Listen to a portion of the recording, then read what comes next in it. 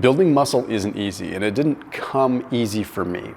I don't really regret anything that I did, but if I knew some of the things that I know today, it would have made my process of building muscle a lot easier, but more so a lot less painful, and I would probably be dealing with less problems as a result today. So this is kind of what I would have taught myself 10 years ago, 15 years ago, if I knew then what I know today when it comes down to building muscle. So first and foremost, I would have focused on protein instead of calories. That was plain and simple. Like back in my day, like I'm talking like I'm 100 years old, but back in my day, we were all about the calories. Like it was calories was what it was all about to put on muscle mass. And that meant that sometimes it would be high calorie foods. You might even have a high calorie shake. It was just about getting the calories. And with that comes fat. And I see a lot of people go down that road. Now, I definitely went down that road. Okay, I mean, you've seen what I looked like. Like when I was overweight, I wasn't just like a sloppy overweight guy. Like I had some muscle mass to me for sure. And it really was in a lot of ways like kind of started as a bulk gone wrong when I was a teenager. Like I put on a bunch of fat when I was putting on muscle and then I just let it all go. So that would have been the first thing. If I had known what I know today, I would have prioritized protein because the hierarchy is pretty simple. It's protein, well actually I should say this, stimulus, the workout, is the best stimulator of muscle growth, followed by protein, followed by calories. You can put on muscle in a caloric deficit, and the literature demonstrates that. Okay, it's really hard to put on muscle with a bunch of calories and not enough protein. So I would have flip-flopped that. I didn't really even count protein. I counted calories and let the protein come in. So I absolutely would have changed that. First and foremost, if you get one thing out of this video, it's do that. The second thing I would have done is I would have separated my training more. And what I mean by that is I would have allocated more training just for lifting and strength. And I wouldn't have let myself get wrapped up in how many calories I was burning during a workout and whatnot. For a lot of years, I focused on very high rep stuff with really short rests. And I train that way today, I really do. But back in the day, I trained that way so much that I think that I failed to recruit some of the motor units, right? The actual motor units that I would need to get the explosiveness and to get the large muscle recruitment for big, powerful moves. So now, as I'm older, I do pay the price for that because that's how I've trained for so long that I've trained in a way where I have a hard time with big compound or explosive moves because I can't recruit those big major motor units, right? I can't get that muscle recruitment to power clean or to sprint really fast. So I think I sacrificed some athleticism by training in this range all the time. What I would have done differently is I would have said, Thomas, compartmentalize a little bit. Do your HIIT sessions here, do your functional stuff here, and then do your compound moves here and take your rest periods and be deliberate with those. That does not need to be your cardio workout. I'm not saying anyone neglects cardio. I love my cardio and I think people should do HIIT and functional stuff and those kinds of things. But you also need to like take those strength components and you need to recruit those muscle fibers and you need to train that way. And it's very hard for me now to go back to that because I've developed firing patterns that aren't as good for that. So that to be a big piece. If you're in your 20s, 30s, definitely pay attention to that. The third thing, honestly, I would have started using creatine younger. And I would have probably not taken some of the other garbage. I wasted a lot of money on like muscle tech, and I wasted a lot of money on even pro hormones back in the day when those things were legal. And like, I'm sure they worked, but I wasted a lot of money on like test boosters that just didn't do anything. And I didn't really think creatine was all that great. Now, decades later, the literature is out there that creatine is really, really epic. So I wish that I had been more consistent with it, and I wish that I had known that I didn't need to take a ton of it to get the desired effect. Because when I did take it, I would take like 15 grams of it and I'd retain a bunch of water, I'd get moon-faced, I would feel it in my face, and I would just go off of it because I'd get frustrated. Now I know that I could take 3 to 5 grams and I could have an effect. So I would have told my younger self, hey, it's safe. I actually would have told my teenage self, like, hey, this could have helped you playing rugby. This could have helped you as a runner. So I just wish I learned that creatine was safe earlier on. The next thing, you've probably heard me talk about it, I really wish that I didn't eat the whole 6 meals per day kind of thing. mainly because of the brain damage I got from it. The amount of years that I wasted of my life being a victim of like the Tupperwares, right? Thinking that that's what I had to do, limiting myself to 30 grams of protein per serving because that's all I thought I could absorb. So then I would end up piling on extra calories because I was only getting 30 grams of protein, so most of my calories was coming from other stuff, when in reality I could have flipped that on its head, had larger amounts of protein in fewer meals, had more of a life, been able to take my younger years and do things that I wanted to do. I literally like sacrificed fun times, even trips, because I needed to have my meals in order. Now the literature is very clear that if you have a large amount of protein in one sitting, it's just gonna deliver for hours and hours and absorb slowly. It doesn't just go and turn to fat or waste, you actually use it. So I would tell myself, Thomas, like you can do this by eating a couple of meals or 3 meals. You don't need 6 meals. You don't need to pack your Tupperware. Like that's not a thing anymore. I wish I could have told myself that because I think I still have PTSD over carrying Tupperware with me. Number 5, I absolutely would have prioritized my joints more. I absolutely would have.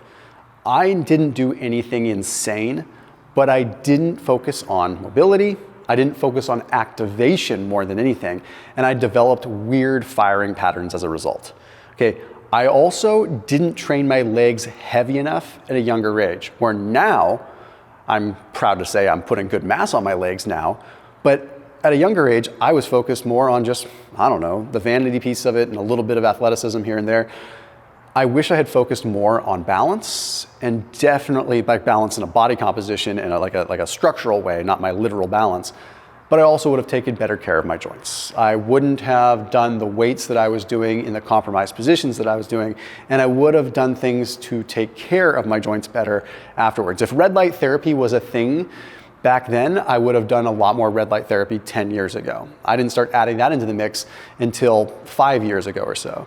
And just in the last few months has the technology gotten really interesting. I started using something called the Kineon Move Plus, which is, you've probably seen them floating around. It's like a red light device that has 660 and 805 nanometer wavelength lasers and lights. So in this case, it's like deep penetrating lasers that actually get into the synovial, like get into the joint. So it's really, really interesting. So they sent me one and I use it on my back. So it's got these little things on it, these little like modules, and they emit laser red light that penetrates into the joint. So even from my lower back, I feel relief from the pain in, I don't know, probably 30 minutes, using it for like 5-10 minute rounds. I would have used something like that to try to modulate the inflammation, try to kind of control that a little bit more. I put a link down below for that Kineon Move Plus device. Again, you've probably seen it floating around, like it's everywhere. Ben Greenfield's been talking about it. All these guys have been talking about it. I was actually reluctant to try it because some of the ads were kind of goofy, and I was like, and then I'm like, holy cow, this thing actually works. So if you use the code TDL15, the link down below underneath this video, you can check it out. You can try it out and get that discount. I think you'll notice a difference, especially for joints like the elbows and the knees, where it's easy to really like kind of get this full spectrum effect on it. With the back, it's a little bit harder because it's like one laser going into essentially my L4, L5, or L5S1. But on a joint like the knee, it can wrap around and you can get that deeper penetration using the lasers. So it's like concentrated into a laser effect versus just diffused red light, so to speak. I would have eaten more red meat. I eat a lot of red meat now, mainly ground beef. And back then, it was like the chicken type thing. Like chicken was cheap, chicken was easy, chicken was building muscle. And now I realize that although I still like chicken, like it was the red meat that had the nutrition. Red meat is like ground beef is like a multivitamin, and beef liver is like a multivitamin. The amount of B vitamins, the amount of iron, the amount of minerals that you get out of good quality ground beef, not to mention the gristle and the collagen, right? Like I would have eaten that way more. Not to mention, if you've ever noticed when you're trying to build muscle, it seems like red meat fills you out more. Maybe there's creatine in it, we know that, but like I don't think that's what's making the big difference. I think it's just a better protein. And with that, coupled into the same piece, I would have consumed whey protein concentrate and not just isolate. I like whey protein isolate, but I like the concentrate more now. I shouldn't say more. I still like whey protein isolate, but I like whey concentrate equally now because I know there's benefits with the lactoferrin and some of the actual gut microbiome and actual gut effects of lactoferrin. So I wouldn't have rained on the whey protein concentrate parade as much because I feel like there's a benefit there too. So I would have had more red meat, more ground beef, and more whey protein concentrate. The next one, I would have used a sauna more. I absolutely would have. I have noticed firsthand that if I am on a strict sauna regimen, I seem to maintain size better with less training. And if I'm in a building phase, I seem to build muscle easier. And there's actually some literature to back it up.